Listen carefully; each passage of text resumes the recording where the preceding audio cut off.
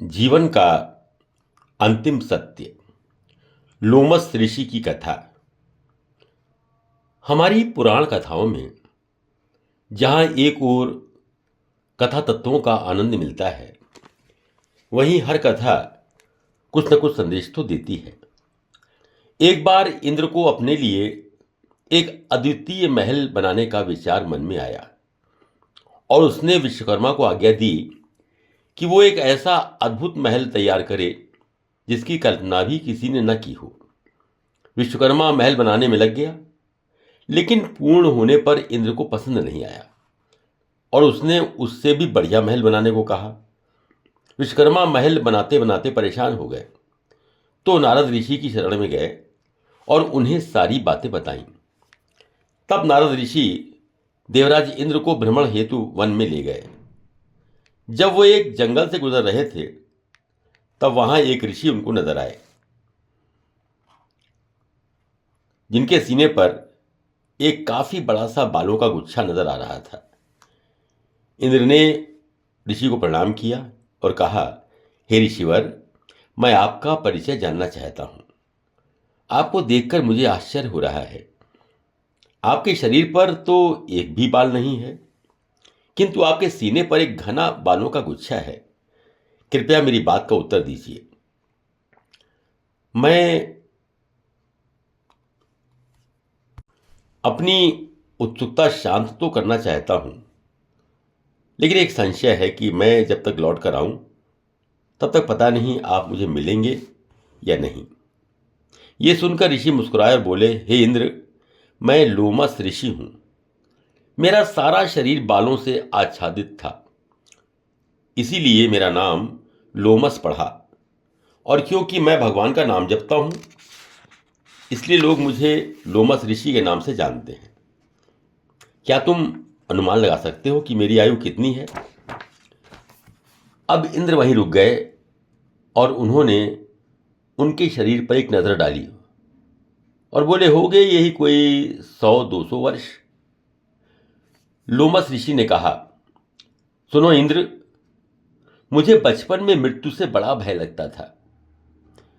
किसी से सुना कि यदि शिव की आराधना कर ली जाए तो मृत्यु पर विजय पाई जा सकती है, क्योंकि वे काल के स्वामी हैं। मैंने 100 वर्षों तक शिव की तपस्या की और इसी क्रम में उन्हें सदैव कमल पुष्प भेंट किया। शिव प्रसन्न हुए और उन्होंने वर मांगने के लिए कहा। मैंने शिव जी से कहा, प्रभु, मुझे केवल ये वर दीजिए कि ये मेरा शरीर जो है ये अजर अमर हो जाए। शिव बोले, ये प्रकृति के नियम के विरुद्ध है। ये शरीर नश्वर है और इसे नष्ट होना ही पड़ेगा। मैंने अपने शरीर की ओर देखा, मेरे शरीर पर रोम ही रोम थे।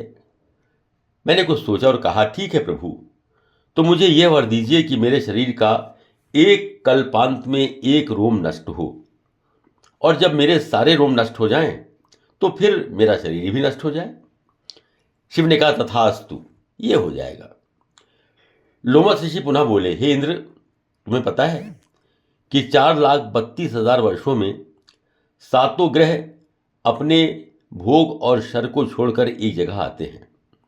इसे युति कहा जाता है। इसी एक युति के काल को कलयुग कहा जाता है। 2 युति द्वापर, 3 युति त्रेता और 4 युति सतयुग।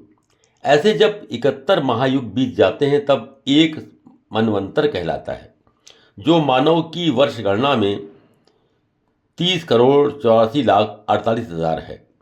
जब ऐसे 14 मनवंतर बीत जाते हैं तब उसको एक कल्प कहा जाता है, और एक कल्प ब्रह्मा का एक दिन होता है।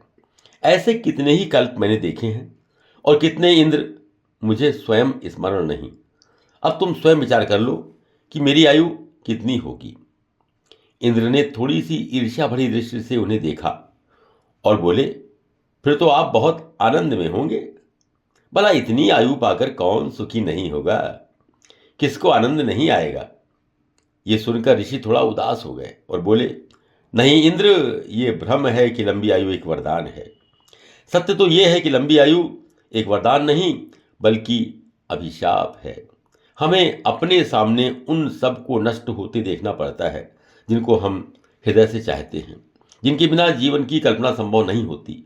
लेकिन क्योंकि वरदान में हमने लंबी आयु पाई है, तो ये सब कुछ गुजरते हुए देखना हमारी नियति बन जाती है।